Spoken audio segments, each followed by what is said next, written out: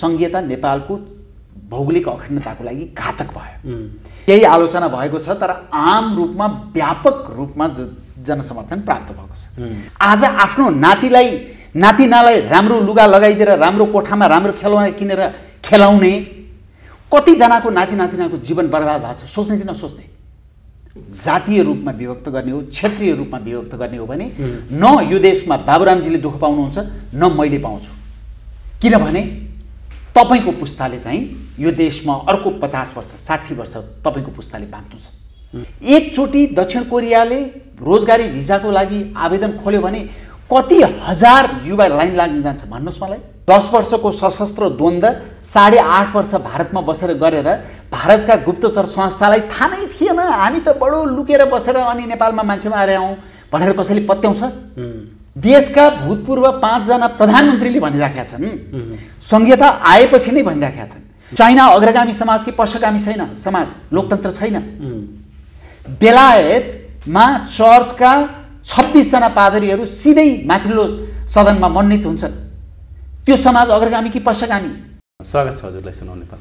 एकदम धेरै धेरै धन्यवाद। अब केही दिन अगाडि तपाईले जुन संघीयता खारेजी र धर्मनिरपेक्षताको विषयमा चाहिँ जनमत संग्रह गरौँ भनेर जुन विचार ल्याउनु भयो, त्यसले चाहिँ नेपाली राजनीतिमा एउटा चाहिँ भूकम्प भनौँ अथवा बहसको विषय बनेको छ। अब तपाईलाई चाहिँ एजेन्डाको हिसाबले तपाईँ कमल थापा अथवा चित्रबहादुर केसीहरूको लाइनमा जानुभयो भनेर जुन टीका टिप्पणीहरू हुन थालेका छन्, यसलाई चाहिँ के भन्नुहुन्छ? तपाईँ लगायत त्यो टीका टिप्पणी गर्ने साथीहरूले 62-63 सालको आन्दोलनपछि नेपाली काङ्ग्रेस गणतन्त्रमा प्रवेश गर्दा, संघीयतामा प्रवेश गर्दा तपाईहरू चाहिँ माओवादीको एजेन्डा बोक्नुभयो भनेर तपाईहरूले प्रश्न गर्नुभयो, अथवा एमालेले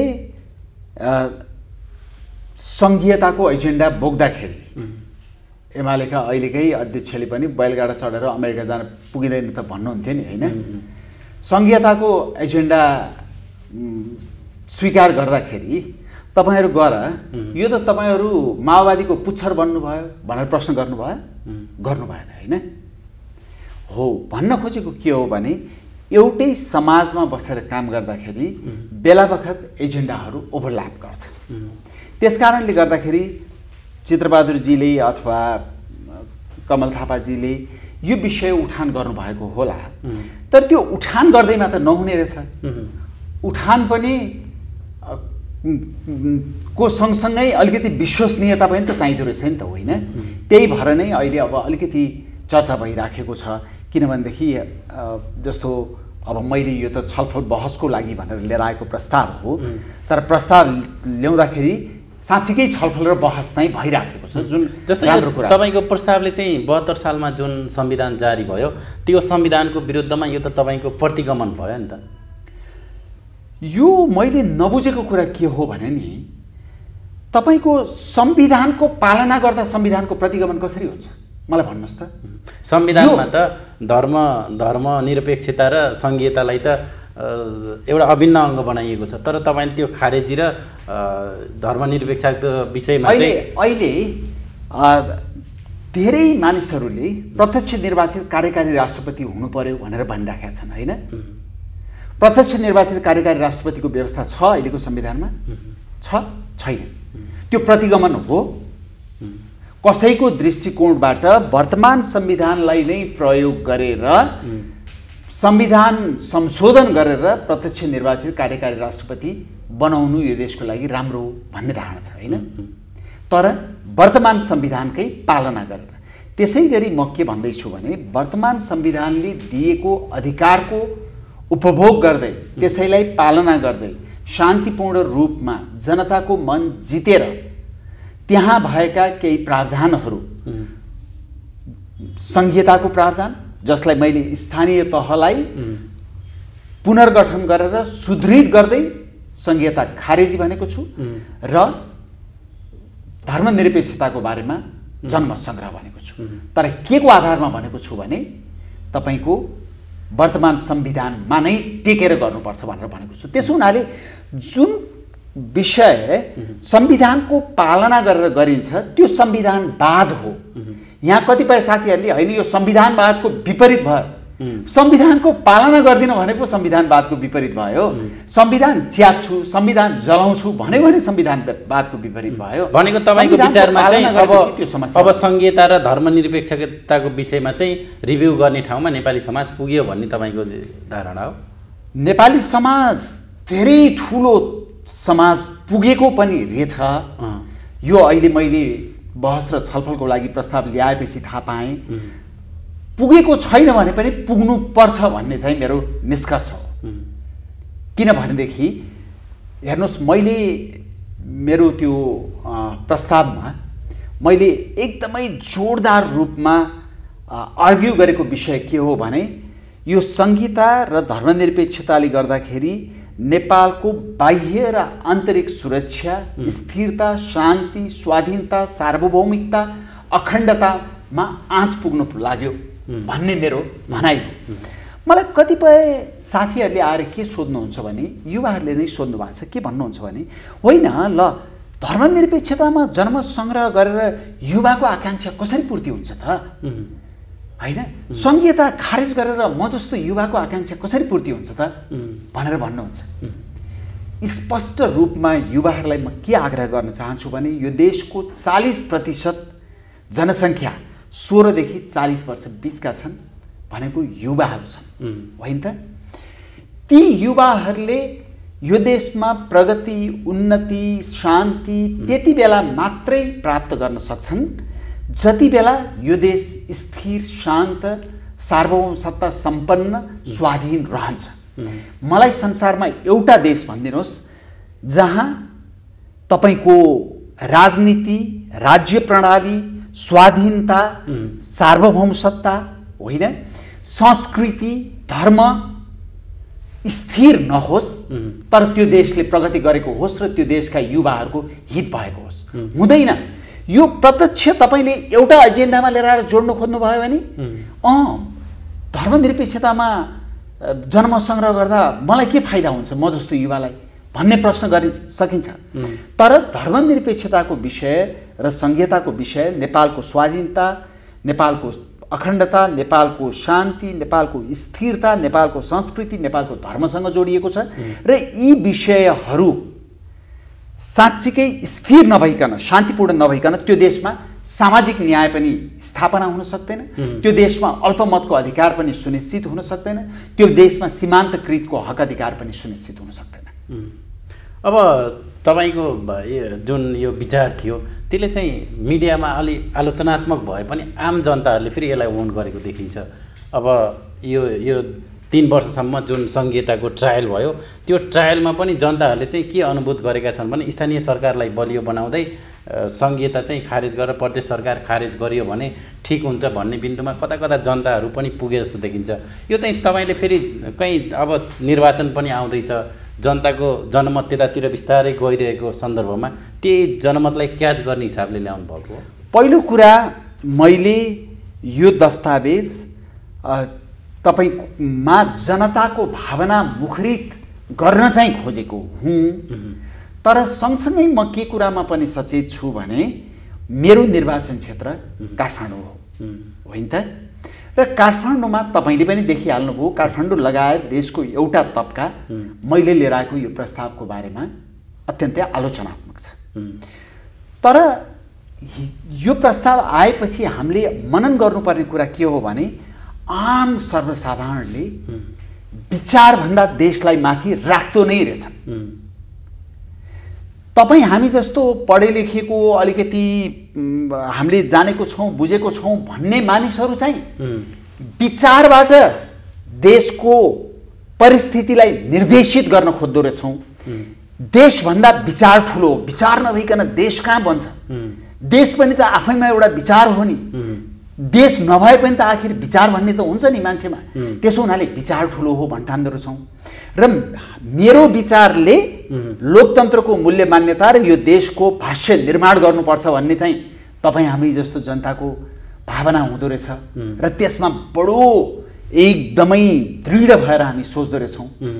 तर आम सर्वसाधारणलाई चाहिँ विचारभन्दा देशमाथि भन्ने भावना नै हुँदो रहेछ। किनभने उनीहरूलाई थाहा छ देश बन्यो भने उनीहरूका छोराछोरी राम्रो स्कुल जान पाउँछन्, उनीहरूका बुवा आमाले राम्रो उपचार पाउँछन्, उनीहरूलाई बुढेसकालमा के गर्ने भन्ने चिन्ता हुँदैन, उनीहरूकोले तपाईँको बाटोघाटो पार्क राम्रो व्यवस्था पाउँछन्, उनीहरूले रोजगारी पाउँछन्। त्यसो हुनाले देश चाहिँ आम जनताको लागि प्रधान हो। तर कतिपय पढे लेखेका हामी जस्ता मानिसहरूको लागि चाहिँ देशको परिस्थिति भन्दा विचार प्रधान भइदिँदो रहेछ। अब यो ठ्याक्कै तपाईँले यो अहिलेको विचार ल्याउँदा र यो अहिले 3 वर्षसम्म सङ्घीय सरकारहरूले जे काम गरे जनताहरूले चाहिँ त्यसलाई ओन गर्न सके कि सकेनन् भन्ने कुराहरू पनि आउँछ। यो तपाईँले चाहिँ यो 3 वर्ष सङ्घीय सरकारहरूले जसरी काम गरे, जसरी खर्चको हिसाबले भ्रष्टाचारको एउटा अखडा भयो, त्यसलाई चाहिँ कसरी विश्लेषण गर्नुहुन्छ? त्यसलाई मैले मेरो दस्तावेजमै विश्लेषण गरेको छु र सङ्घीयतामा खास गरी मैले 3वटा विषय उठाएको छु। एउटा चाहिँ सङ्घीयता भ्रष्टाचार र आर्थिक भारको स्रोत भयो र स्थानीय र प्रदेश तहको सङ्घीयताको लागि सङ्घीय बजेटको झन्डै 24% जान्छ र यदि स्थानीय तहलाई पुनर्संरचना गर्ने हो भने 753वटा स्थानीय तहलाई धेरै विज्ञहरूले भनेको जस्तो 400-500 को बीचमा ल्याउने हो भने र त्यो सँगसँगै त्यसको पुनर्संरचना भनेको भ्रष्टाचार नियन्त्रण आदि कुरा पनि त्यहाँ पर्छ। सङ्घीयताको बीचको तह पुरै खारेज गरिदिने हो भने कम से कम कन्जर्भेटिभ हिसाबले पनि 10% बजेट बचत हुन्छ र त्यो 10% बजेट भने राष्ट्रिय बजेटमा ठुलो पैसा हो। त्यो किनभने अहिलेसम्म लगभग 1.5 खर्ब पैसा हो। तपाईको अहिलेसम्म स्वास्थ्यको लागि सरकारले बजेटको 5% खर्च गर्थ्यो, अहिले कोभिड आएपछि 7% पुगेको छ। अब विचार गर्नुहोस् त्यसमा 10% बजेट थप्ने हो भने कर्णाली र सुदूरपश्चिमका अथवा प्रदेश 2 का देहातका जनताको ले कस्तो स्वास्थ्य सुविधा पाउँछन् होला, सार्वजनिक स्वास्थ्य सुविधा होइन। त्यसै गरी शिक्षाको लागि सरकारले बजेटको 10% मात्रै खर्च गर्छ। मानिलिउँ त्यो 10% बजेट बचेको पैसा तपाईको शिक्षामा लगानी गर्ने हो र मैले बारम्बार भनेको जस्तो 500वटा बुढानी कण्ठ शैलीको भौतिक रूपमा पनि र गुणस्तरको रूपमा पनि स्कुलहरू स्थापना गर्ने हो भने शिक्षाको गुणस्तर कहाँ पुग्छ होला हैन। शिक्षाको गुणस्तर बढ्ने भनेको देशमा तपाईको भ्रष्टाचार न्यूनीकरण हुने हो, देशमा नैतिक समाज बन्ने हो, देशमा रोजगारी सृजना गर्ने हो, देशको कर्मचारी तन्त्रको क्षमता अभिवृद्धि हुने हो, प्रहरीको क्षमता अभिवृद्धि हुने हो, तपाईको न्यायालयको क्षमता अभिवृद्धि हुने हो, राजनीतिको क्षमता अभिवृद्धि हुने हो। यो कुरा हामीले मनन गर्न जरुरी हुन्छ। त्यसकारणले एउटा त त्यो भ्रष्टाचार र आर्थिक भारको स्रोत भयो। दोस्रो कुरा मैले के भनेको छु भनेदेखि सङ्घीयता नेपालको भौगोलिक अखण्डताको लागि घातक भयो। किन घातक भयो भने जस्तो किसिमको भूराजनीतिक अवस्थिति हाम्रो छ र छिमेकी देशहरूको जुन प्रकारको हामीमाथिको चासो छ र छिमेकी दुईटै देशको जुन साइज र जुन पपुलेसन छ र जसरी संसारकै शक्तिशाली राष्ट्र बन्दैछन् र नेपालको दक्षिणपट्टिको छिमेकीको लागि जुन किसिमको हाम्रो पानीको हाम्रो एउटा सुरक्षाको हिसाबले जुन किसिमको महत्त्व छ, यी सबै कारणले गर्दा र नेपालभित्र बहुराष्ट्रिय राज्यको माग, आत्मनिर्णयको अधिकार सहितको सङ्घीयताको माग गरिराखेको ठाउँमा यो कमजोर राज्यलाई तपाईले जति खण्डीकृत गर्दै जानुहुन्छ त्यो राज्यको सेन्ट्रल अथोरिटी झन कमजोर भएर जान्छ र विदेशीहरूले खेल्न सक्छन् र त्यसले अखण्डतामा पनि असर पार्न सक्छ। मैले यो छोटकरीमा भने। दोस्रो र तेस्रो कुरा चाहिँ नेपालका इन्स्टिट्युसनहरू संस्थाहरू क्षयीकृत हुँदै गए हैन। नेपालमा राष्ट्रपतिको संस्था कमजोर भयो, प्रधानमन्त्रीको संस्था कमजोर भयो, प्रहरीको संस्था कमजोर भयो, कर्मचारी तन्त्रको कमजोर भयो, न्यायालयको कमजोर भयो, सबै संस्था कमजोर हुँदै गए र कमजोर संस्थाहरू भएको ठाउँमा तपाईले त्यो सम्प्रभुतालाई अझै विभक्त बनाइदिनु भयो भनेदेखि त्यो सेन्ट्रल अथोरिटी झन कमजोर हुन्छ र त्यो संस्था कमजोर भएपछि विदेशीहरूले खेल्ने ठाउँ बढी हुन्छ र त्यसको घातक असर पर्छ भन्ने मेरो धारणा हो। जस्तो अहिले 7वटा प्रदेश भएको सङ्घीयतालाई तपाईले भारी देख्नुभयो, तर बाबुरामजीहरूले अझै पनि 7वटा कम्ती भयो 14वटा अथवा 12वटामा बहस गर्दै हुनुहुन्छ। तपाईँको यो सङ्घीयता खारेजीको विषयमा त उहाँले राजतन्त्रको भूत पनि भनिदिनु भयो। अब यो 7वटालाई नै भारी देख्ने तपाईँ र 14-15वटासम्मको बहस गर्ने बाबुरामजीहरूमा अन्तर चाहिँ के त? तपाईँको राजतन्त्रको भूत तपाईँको मलाई ठ्याक्कै उमेर भन्नु पर्दैन, तपाईँ कतिको हाराहारीमा हुनुहुन्छ भन्नुहोस् त? 30 हाराहारी। 30 को हाराहारीमा हुनुहुन्छ हो। हेर्नुहोस्, यो देश बाबुरामजीले भनेको जस्तो 11वटा 14वटा प्रदेशमा विभक्त गर्दै जाने हो, जातीय रूपमा विभक्त गर्ने हो, क्षेत्रीय रूपमा विभक्त गर्ने हो भने न यो देशमा बाबुरामजीले दुःख पाउनुहुन्छ न मैले पाउँछु। किनभने तपाईँको पुस्ताले चाहिँ यो देशमा अर्को 50 वर्ष 60 वर्ष तपाईँको पुस्ताले बाँच्नु छ। त्यसै हुनाले म फेरि पनि भन्छु, विचारभन्दा माथि देश राख्नु भएन भनेदेखि तपाईँ जस्ता 10औं लाख युवाको भविष्य सोच्नुपर्छ कि पर्दैन? हामीले 10औं लाख युवा खाडीमा के गरिराखेका छन् मलाई भन्नुहोस् त? दूर पूर्वमा के गरिरहेछन् भन्नुहोस् त? युरोप अमेरिकामा के गरेर बसेका छन् मलाई भन्नुहोस् त?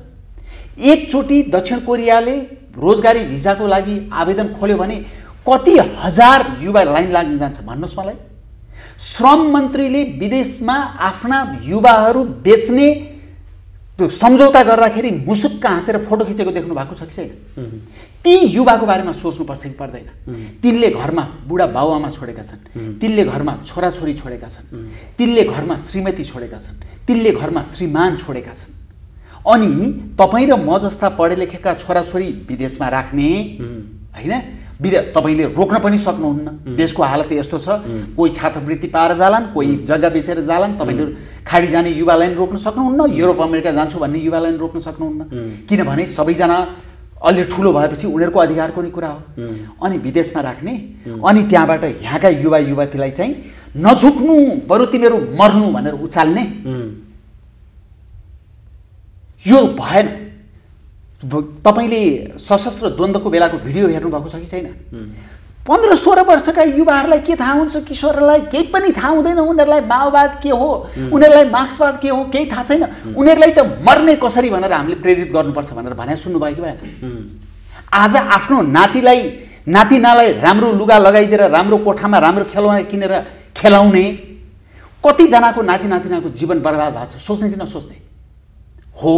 त्यसै हुनाले सबभन्दा पहिला यो देशको स्वाधीनता, यो देशको अखण्डता, यो देशको सार्वभौमसत्ता, यो देशको धर्म, यो देशको संस्कृतिलाई स्थिर बनाऊ। त्यो स्थिर भयो भने मात्रै अनि तपाईँले रोजगारीको कुरा गर्न सक्नुहुन्छ, अनि तपाईँले विकास र समृद्धिको कुरा गर्न सक्नुहुन्छ। नत्र हेर्नुहोस् सिरियामा के भइरहेछ अहिले? त्यहाँ अमेरिकन पनि लडेका छन्, त्यहाँ रसियन पनि लडेका छन्, त्यहाँ अरब पनि लडेका छन्, त्यही सिरियाभित्रका विभिन्न खेमा र विभिन्न जाति पनि लडेका छन्। सबैजना सबैसँग लडिरहेछन्। र यो जुन किसिमको भौगोलिक अवस्थितिमा यो देश छ, भोलि यो देश विदेशीको खेल मैदान नहोला भन्ने कति पनि आधार छैन। र भयो भने जङ्गलमा लागेको आगो जस्तो आगो फैलिन्छ। त्यही हुनाले मैले समयमै सचेत हौँ भनेको। जस्तो यही बहस गरिरहँदा संहिताका प्र्याक्टिस गरेका हाम्रा देशका 2टा सरकारहरू परिवर्तन भइसक्यो होइन? अब तपाईँले भने जस्तो ठ्याक्कै संहिता खारेज नगरेर स्थानीय सरकारको मोडेल छ जुन 5 वर्षसम्म स्थिर रूपमा रहने र त्यसपछि सुविधाविहीन बनाइदिने। अहिले गण्डकी सरकारले पूर्व मुख्यमन्त्रीहरू लगायत पूर्व मन्त्रीहरूलाई के सेवा सुविधा दिने भनेर बहस पनि थालिसक्यो। अब यो सन्दर्भमा तपाईँले भने जस्तो ठ्याक्क खारेज नगरेर यसलाई रिभ्यू गरेर कुनै हिसाबले 5 वर्ष स्थिर अथवा अरू नयाँ ढङ्गले चलाउन सक्ने अवस्था छ कि छैन त? हेर्नुहोस्, तपाईँले यो संहिता भन्ने कुरा राख्नुभयो भने विस्तारसँग प्रदेशको सङ्ख्या बढेरै जाने हो, यो घटेर जाँदैन। तपाईँ मरेर ल त्यसलाई बरु 5वटा बनाउन पहिला जस्तै अथवा 3वटा बनाउन भन्नु होला, त्यो रहँदैन कि। न भारतमा रह्यो न अमेरिकामा रह्यो होइन, न अरू कतिपय देशमा रह्यो। यो सङ्ख्या बढेर जाने हो। के मान्नुहोस् भने नेपाल कमजोर, साह्रै कमजोर राज्य प्रणाली भएको, साह्रै कमजोर संस्थाहरू भएको देश हो। के मान्नुहोस् भने नेपालको दुईतिर 1,40,40,000,000 चीनको पनि जनसङ्ख्या छ, भारतको पनि झन्डै 1,40,40,000,000 जनसङ्ख्या छ। दुईटा डायमेट्रिकली अपोजिट पोलिटिकल आइडियोलोजी, एउटा कम्युनिस्ट, एउटा तपाईँको लोकतन्त्र, साम्यवाद र लोकतन्त्र बोकेका दुईटा देशहरू छन्। त्यसको ठाउँमा अमेरिकनहरूको चासो यो देशमा बढ्दैछ र बढेरै जान्छ। यस्तो ठाउँमा भोलि प्रदेशहरूको सङ्ख्या बढ्दै जाँदा, त्यो जातीय रूपमा बढ्ला अथवा क्षेत्रीय रूपमा बढ्ला, त्यो बढ्दै जाँदा त्यसपछि भारतका आफ्ना स्वार्थहरू पूर्ति गर्न खोज्दै जाँदा, चीनले आफ्ना स्वार्थहरू पूर्ति खोज्दै जाँदा, अमेरिकनले आफ्ना स्वार्थहरू पूर्ति गर्न खोज्दै जाँदा यो देशको हालत के होला? त्यसो हुनाले सबभन्दा पहिला नेपाललाई नेपाल बनाऊ। नेपाललाई नाम मात्रको नेपाल होइन, नेपाललाई साँच्चीकै त्यो गर्विलो नेपाल बनाऊ। भनेको तपाईँले ठ्याक्क भन्न खोजेको अहिलेको संहितामा जुन 7वटा प्रदेश छन् यसलाई चाहिँ स्थिर रूपमा यही राखियो भने यो 7वटा रहन्न, यो बढ्छ भन्ने आन्तरिक द्वन्द्व हुन्छ अथवा के हुन्छ भन्ने तपाईँको धारणा? तपाईँले सङ्केतै देखिसक्नुभयो नि। बहुराष्ट्रिय राज्यको माग अस्ति भर्खर राजेन्द्र महतो उप प्रधानमन्त्री हुने बित्तिकै माग गरेको होइन। त्यसै गरी अरू पार्टी र नेताहरू बहुराष्ट्रिय राज्यको माग गर्ने छैनन्। यो राष्ट्रभित्र अब सानसाना राष्ट्र चाहियो यहाँ, होइन? अनि कस्तो ठाउँमा चाहियो भने जहाँ शिक्षाको स्तर कम छ, जहाँ चेतनाको स्तर कम छ, जहाँ रूढिवाद बढी छ, जहाँ क्षेत्रीय भावना बिस्तार बढिरहेको छ, जहाँ जातीय भावना एकदमै नराम्रोसँग बढ्दै गइराखेको छ, त्यो ठाउँमा तपाईँ फेरि फरक फरक जात जाति भाषा भाषीको आधारमा फरक फरक राष्ट्र, एउटा राष्ट्रभित्र अरू राष्ट्रहरू खोजिराख्नु भएको छ। र सङ्घीयता बलियो इतिहास भएको राज्यमा चाहिँ राम्ररी त्यसले काम गरेका छन्, जस्तो अमेरिकामा काम गरेको छ, अस्ट्रेलियामा काम गरेको छ, होइन? अरू कयौँ देशमा काम गरेको छ। भारतमा पनि हेर्नुहोस्, तपाईँले सम्झिनुभयो भने पन्जाबमा भएको विद्रोह केन्द्रले हिंसा प्रयोग गरेर नदबाएको भएदेखि त्यसले अर्कै रूप लिन्थ्यो होला, होइन? भारतमा तै विषय कामै गरेको छ। तर कमजोर राज्य भएको इथियोपिया जस्तो देशमा, सुडान जस्तो देशमा तपाईँको काम गर्दैन, देशै टुक्रिएका छन्। युगोस्लाभिया त टुक्रियो, हेर्नुहोस् कि? त्यसो भनेको अन्ततः संहिताले चाहिँ देश पनि टुक्राउँछ। संहिताको 7वटा प्रदेश मात्र होइन, देश पनि टुक्रिने ठाउँमा चाहिँ खतरालाई त मैले त, किनभने यो खतरा भनेको अब 10 वर्षमा टुक्रिन्छ, 5 वर्षमा टुक्रिन्छ भनेको होइन। जहिले पनि राजनीतिले राष्ट्रिय सुरक्षाको विषयलाई हेर्दाखेरि कमसेकम 50 वर्षलाई मध्यनजर गरेर हेर्नुपर्छ र अतिशयोक्तिपूर्ण ढङ्गबाट हेर्नुपर्छ। मैले यही मेरो दस्तावेजमा नै लेखेको छु। तपाईँको राजा महेन्द्रले कोदारी राजमार्ग बनाउँदाखेरि, चीनसँग जोड्ने कोदारी राजमार्ग बनाउँदाखेरि भारत किन त्यस्तो धेरै आक्रोशित हुनु परेको थियो? साम्यवाद मोटर चढेर त आउँदैन थियो। अथवा बीपी राजमार्ग बनाउँदाखेरि 2 लेनको बनाउन लागेको राजमार्गलाई 1 लेन मात्रै भनेर भारतले जबरजस्ती 1 लेनमा झार्न किन बाध्य बनायो? तुरुन्तै त केही हुँदैन थियो। उनीहरूको मनमा 50 वर्ष, 60 वर्ष, 100 वर्ष पछिको आउन सक्ने खतराको चित्र थियो। हो, त्यसै गरी हामीले आज संहिताको परिकल्पना गर्दा, धर्मनिरपेक्षताको परिकल्पना गर्दा अथवा राष्ट्रिय सुरक्षाको आन्तरिक सुरक्षा र बाह्य सुरक्षाको परिकल्पना गर्दा आजभन्दा 50, 60, 70 वर्ष पछि के हुन सक्छ, यहाँ कस्ता किसिमको भू राजनीतिक अवस्थाहरू सृजना हुन सक्छ, हाम्रा आन्तरिक परिस्थितिहरू कसरी विकसित हुन सक्छन् भन्ने कुरालाई मध्यनजर गरेर मात्रै हाम्रा धारणाहरू निर्माण गर्नुपर्छ र मैले त्यही गर्ने प्रयास गरेको। अब यो धर्मनिरपेक्षताको विषयमा चाहिँ तपाईँले जनमत सङ्ग्रह गर्ने भन्नुभयो। जनमत सङ्ग्रहमा तपाईँको ठ्याक्कै धारणा चाहिँ कस्तो खालको राज्य हुनुपर्छ भन्ने हो त? यस्तो, यो धर्मको विषय अनावश्यक रूपमा गिजोल दिए, हेर्नुहोस्, पूर्ण रूपमा विदेशीको स्वार्थमा परेर मैले यो दस्तावेजमा पनि लेखेको छु। भारतलाई पूर्व राजा ज्ञानेन्द्रले बेबी किङको प्रस्ताव, गिरिजाप्रसाद कोइराला मार्फत पठाएको प्रस्ताव पूर्व राजा ज्ञानेन्द्रले मानेनन्। नमानेपछि अब गणतन्त्रमै जाने भनेर भारत गणतन्त्रमा गयो। त्यो बीचमा पश्चिममा कयौँ देशहरू नेपालमा धर्मनिरपेक्षता चाहन्थे र तिनै मध्येका एकजना प्रमुख प्रतिनिधि पात्र त्यति बेलाका ब्रिटिस राजदूत एन्ड्रु स्पार्क्सले 2014 डिसेम्बर 10 मा खुला पत्र नै लेखेर नेपाललाई धर्मनिरपेक्ष बनाऊ र धर्मान्तरको अधिकार पनि देऊ भनेर सांसदहरूलाई पत्र लेखे, हैन? अब पश्चिममा शक्तिहरूलाई धर्मनिरपेक्षता चाहिएको, भारतलाई गणतन्त्र चाहिएको, उनीहरू दुईजनाको तालमेल हुनु पर्यो। त्यो तालमेलको बिचमा हाम्रा त अधिकांश शीर्ष नेता त कठपुतली नै हुन् कि कठपुतली नभए 10 वर्षको सशस्त्र द्वन्द्व 8.5 वर्ष भारतमा बसेर गरेर भारतका गुप्तचर संस्थालाई थाहा नै थिएन हामी त बडो लुकेर बसेर अनि नेपालमा मान्छे मारे आउँ भनेर कसैले पत्याउँछ? अनि उनीहरूको पुच्छर माओवादी, विदेशीको पुच्छर माओवादी, माओवादीको पुच्छर काङ्ग्रेस र एमाले, अनि काङ्ग्रेस र एमालेको यस्तो किसिमको वातावरण सृजना भयो कि सबैको पुच्छर सबै बने हैन। त्यसरी नेपालमा धर्मनिरपेक्षता आयो, रातारात आयो। न त्यो 62-63 को आन्दोलनको प्रमुख मुद्दा थियो, न मधेस आन्दोलनको मुद्दा थियो, न 12 बुँदेको मुद्दा थियो। माओवादीहरूले अरू कसैले बेला बेलामा उठाएका थिए, तर त्यो प्रमुख आन्दोलनको कहिले पनि मुद्दा बनेन। नबन्दै एकाएक मध्यरातमा तपाईँको एजेन्डा प्रस्तुत गरियो, पर ताली पिटेर कुनै छलफलै नगरिकन गरिदिए। त्यसो हुनाले अहिले मैले धर्मको विषय मैले गिजोल्न खोजेको होइन, यिनीहरूले गिजोल दिए। त्यो गिजोलीको असर तपाईँ र म जस्ता एकदम उदार लोकतन्त्र भनेर धर्मनिरपेक्षताको वकालत गर्ने कैयौँ मान्छेमा यहाँ त्यो भावना नहोला। गर कुरा गर्नुहोस् त एकचोटि गाउँ गाउँमा के छ। र त्यसले मेरो एउटा तर्क के हो भने बहुसङ्ख्यकमा को मन लामो समय दुख्यो भने त्यसबाट जन्मिने उग्रता अल्पसङ्ख्यकबाट जन्मिने उग्रता भन्दा धेरै घातक हुन्छ र राज्यले ठेक्न सक्दैन। त्यसकारणले एकचोटि यो धेरै गिजोलिसकेको छैन। अब भर्खर केही समय मात्रै भयो होइन, जनतालाई निर्णय गर्न दिउँ र सेटल गरिदिउँ यो विषय।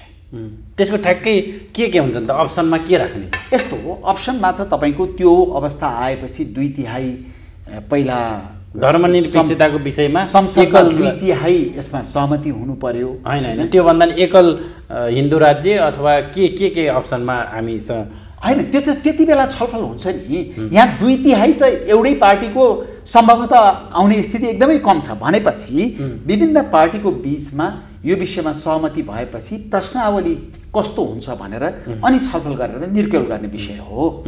तर तपाईँको धारणा त यसमा चाहिँ तपाईँको धारणा मैले त स्पष्ट रूपमा के भनेको छु भने मैले जनताको आवाज सुन्छु भनेको छु। मैले जनमत सङ्ग्रह गरौँ, जनताको आवाज मेरो लागि मान्य छ भनेको छु। तर जनतालाई निर्णय गर्न दिनु। जनता त अब 84% सम्म हिन्दू धर्ममा आस्था राख्ने मान्छे भएको ठाउँमा एकल हिन्दू राज्यको अपेक्षा नै राख्लन। होइन, तपाईँ कसरी यसो भन्नुहुन्छ? कतिपय तपाईँले अहिले यो मैले लिएर आएको प्रस्तावको कैयौँ हिन्दूहरूले विरोध गरिरहेका छैनन्, अथवा अहिले भएको सर्वेहरूमा जनमत सङ्कलनहरूमा होइन धर्मनिरपेक्षता नै ठिक छ भन्ने कैयौँ हिन्दूहरू छैनन्।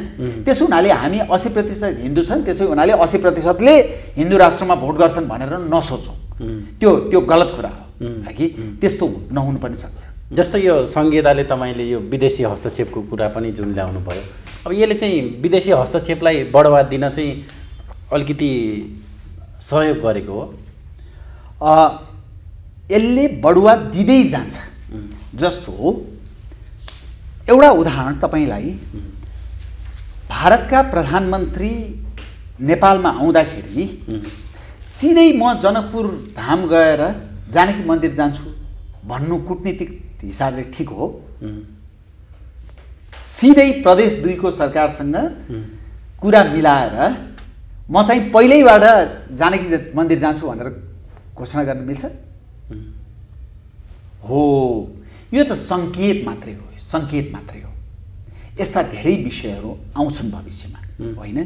त्यसकारणले गर्दाखेरि हामीले विचार गर्नुपर्ने कुरा के हो भनेदेखि यो विदेशी हस्तक्षेपको जुन मात्रा बढेर नगएको भएदेखि 5 जना भूतपूर्व प्रधानमन्त्री मिलेर विज्ञप्ति नै निकालेर नेपालमा विदेशी हस्तक्षेप बढ्यो भन्नुपर्छ? त्यो लज्जाको विषय हो कि होइन? भन्नुपर्छ। त्यसो हुनाले मैले भनिरहेको छु यो कुरा, देशका भूतपूर्व 5 जना प्रधानमन्त्रीले भनिराखेका छन्, संहिता आएपछि नै भनिराखेका छन्। यो सबै कुरालाई तपाईँले हेर्नुहोस्, यो देशको धर्म संस्कृति स्वाधीनता अखण्डता सार्वभौम सत्तालाई सबभन्दा पहिला स्थिर बनाऊ। त्यो बनाएनौँ भनेदेखि हामीले पाउने दुःखको मात्रा आउँदो वर्षहरूमा अधिक हुन सक्छ भन्ने मेरो धारणा हो। जस्तो अब यसमा तपाईँले जुन बहस त ल्याउनु भयो यो दुईटा विषयमा, अब आम जनतालाई कन्भिन्स गर्नुपर्ने एकातिर बाध्यता थियो, त्यही माथि अब तपाईँकै पार्टीभित्र पनि यो विषयमा कन्भिन्स हुन सक्नु भएन, काउन्टर प्रस्ताव आयो तपाईँमाथि। अब यो कसरी आफ्नै पार्टीभित्र पनि मिलाउन नसकेको विषयलाई कसरी? यस्तो छ, सबभन्दा पहिला हाम्रो साथीहरूले जुन प्रस्ताव लिएर आउनुभयो त्यसलाई मैले धेरै ठाउँमा भनेको छु, म सम्मान गर्छु। यो विषयमा हाम्रो मत मिलेन होइन, के भयो त? उदार लोकतन्त्रको कुरा गर्ने होइन, घरमै त हाम्रो नेपाली काङ्ग्रेसको मन्त्री बनिसकेको व्यक्तिको छोरी हाम्रो पार्टीको नेता हुनुहुन्छ होइन, उहाँको सासू चाहिँ माओवादीको नेता हुनुहुन्छ, आफ्नो बुवा चाहिँ काङ्ग्रेसको नेता हुनुहुन्छ, छोरी हाम्रो पार्टीको नेता हुनुहुन्छ भनेपछि विचार फरक हुन्छ। त्यसकारणले उहाँहरूले काउन्टर प्रस्ताव ल्याउनु भयो भनेर उहाँहरूलाई आलोचना गर्ने, उहाँहरूलाई यो त्यो भनेर भन्ने पक्षमा म छैन होइन। तर अध्यक्षकै विचार भनेको त प्रधान हुन्छ नि त पार्टीमा त। त्यसै भएर त मैले छलफल र बहसको लागि भनेर ल्याएँ नि। त्यसै हुनाले मैले महाधिवेशनमा साथीहरूले यो विचार स्वीकार गर्नुभयो भनेर भने नि, मैले मेरो विचार हो यो लादिनुपर्छ भनेको छु र छैन नि, मिल्दा पनि मिल्दैन। महाधिवेशन आउँदैछ, मेरो धारणा चाहिँ यो हो, महाधिवेशनले स्वीकार गर्यो, पार्टीले स्वीकार गर्यो भने ठिक छ, स्वीकार गरेन भने ठिक छैन। खारेज गरिदियो भने के हुन्छ? खारेज गरिदियो भने खारेज हुन्छ, यो मुद्दा नै सिद्धिन्छ तपाईँको तर्फ? होइन, मेरो धारणा सकिँदैन। मेरो पार्टीले यो विचार चाहिँ छोडेर अघि बढ्छ। अब त्यो त बढिहाल्छ नि, पार्टीले खारेज गरिदियो भने त्यो त बढिहाल्छ नि होइन। र तपाईँ यो विचार ल्याएर फेरि फरक ढङ्गले फरक एउटा टिम बनाएर अगाडि बढ्न सकिन्छ? होइन, मेरो विश्वास त के हो भने यत्रो ठुलो जनमत, अघि तपाईँले पनि भनिहाल्नुभयो केही आलोचना भएको छ, तर आम रूपमा व्यापक रूपमा जनसमर्थन प्राप्त भएको छ भनेपछि त्यही जनसमर्थनभित्रका साथीहरू नै पार्टीभित्र पनि त हुनुहुन्छ नि त। भनेपछि पार्टीबाट पनि यो शानदारका साथ पारित हुन्छ र देशमा पनि यो पारित हुन्छ। र मेरो त अझ चाहना के हो भने अब नेपाली काङ्ग्रेस र एमाले पनि यो एजेन्डा बोक्नु पर्यो, त्यहाँभित्र पनि ठुलो तबका छ यो एजेन्डामा जानु पर्यो भन्ने। बिचरा भन्न मात्रै सकेका छैनन्, बोल्न मात्रै सकेका छैनन्। किन सकेका छैनन् भने बोले कि प्रतिगामी होइन। तिनीहरूले बोले भने त फेरि तपाईँको यो विषय त फेरि झडपमा पर्छ। कसरी पर्छ? पर्दैन नि, उनीहरूले नै बोले भने त। अनि यो विषय भोलि केपी ओलीले यो मुद्दा बोकेर हिँड्दा तपाईँ रविन्द्र मिश्र कहाँ, केपी ओली कहाँ, जनमत त फेरि उनीहरूपट्टि लाग्छ। कसरी लाग्छ? यो विषयको उठान हामीले गऱ्यौँ एक नम्बर। दोस्रो नम्बर, यो विषयको उठान गर्नको कारण यो देशको स्वाभिमानको लागि हो, यो देशको अखण्डताको लागि हो, यो देशको सार्वभौम सत्ताको लागि हो, यो देशको इतिहास धर्म संस्कृतिको जगेर्नाको लागि हो। म व्यक्ति जित्नको लागि अरूले चाहिँ नउठाऊ भन्ने हो भने यो साँच्चीकै मैले हासिल गर्न खोजेको उद्देश्य कसरी पूर्ति हुन्छ? त्यसो हुनाले उहाँहरूले नै उठाउनु भयो भने हामी चुनावमा लड्ने त अन्य आर्थिक राजनीतिक मुद्दाहरू छँदैछन् नि, निशुल्क र गुणस्तरीय शिक्षा र स्वास्थ्य, सामाजिक सुरक्षा, भ्रष्टाचार नियन्त्रण, युनियनहरूको खारेजी, पूर्वाधार निर्माण, वातावरण संरक्षण, सम्पदा संरक्षण आदि विषयहरूमा त अनि हामी कम्पिट गरिहाल्छौँ नि। यो विषयमा तपाईँको प्रतिस्पर्धी गर्नु पर्दैन। सबैले यो विषय उठाइदिएपछि यो विषयमा प्रतिस्पर्धी गर्नु पर्दैन। यो विषयमा लहर आउँछ भन्ने अपेक्षा छ तपाईँले? लहर त आइराख्यो, तपाईँले भने होइन अघि, यो बाहिर त लहर देखियो भनेर त्यही शब्द प्रयोग नगरे पनि भनेपछि त्यो आम जनताको दुखेको भावना मैले पनि बोलेछु भन्ने मलाई महसुस भइराखेको छ। जस्तै तपाईँले अब एजेन्डा त अहिले आएर ल्याउनु भयो, तर तपाईँले राजनीतिक दलको प्र्याक्टिस गरेको केही वर्ष भयो। यी वर्षहरूका बिचमा चाहिँ तपाईँलाई एजेन्डाविहीन रविन्द्र मिश्र, एजेन्डाविहीन पार्टी, वैकल्पिक राजनीतिको नेतृत्व गर्छु भन्दै गर्दा एजेन्डाविहीन भनेर तपाईँलाई आरोप लगाए। रमाइलो कुरा के हो भने यो देशले अथवा यो देशको एउटा तबकाले सङ्घीयता खारेजी, सङ्घीयताको प्रवर्धन, धर्मनिरपेक्षताको खारेजी, हिन्दू राष्ट्रको स्थापना, गणतन्त्रको खारेजी, राज संस्थाको स्थापना अथवा गणतन्त्रको निरन्तरता, यसलाई मात्रै राजनीतिक मुद्दा भन्दो रहेछ कि एउटा तबकाले। ए बाबा, मेरो भनाइ के हो भने त्यही भएर यो ल्याइदिनु भएको होइन। यी विषय त समयअनुसार परिवर्तन हुन्छ। काङ्ग्रेस परिवर्तन भएर गणतन्त्रमा गएको होइन, एमाले परिवर्तन भएर सङ्घीयतामा गएको होइन। काङ्ग्रेस र एमालेका धेरै ठुलो तबका चित्त नबुझ्दै धर्मनिरपेक्षतामा गएको होइन र संसारमा यी एजेन्डाले देश बन्ने नबन्ने कुनै ठाउँमा निर्क्युल गरेको छ अपवाद बाहेक देश बन्ने नबन्ने केले निर्क्युल गर्छ?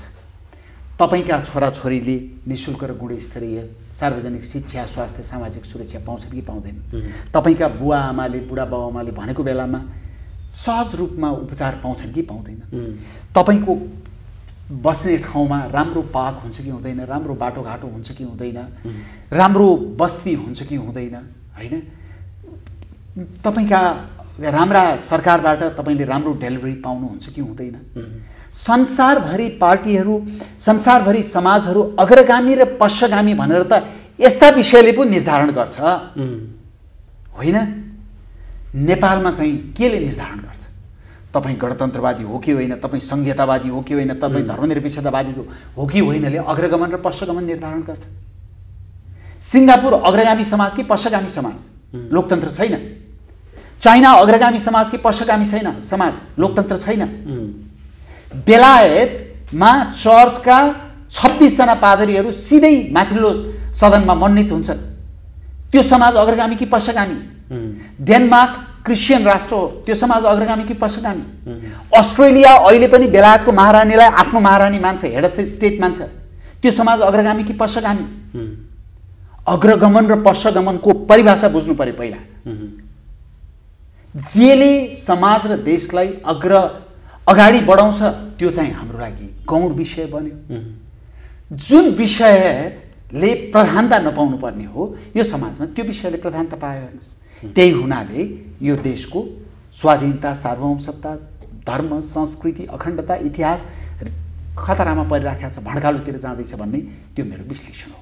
हस्, महत्त्वपूर्ण समय दिनुभयो, यहाँलाई धेरै धेरै धेरै धन्यवाद। तपाईँलाई पनि कहिलेदेखि गर्ने भनेर हामीले कुरा गरिराखेको थियौँ, अलि लामो समय लाग्यो, क्षमा गर्नुहोला। तर आशा छ तपाईँका दर्शकले, श्रोताले हाम्रो संवाद मन पराउनु हुनेछ। हस्।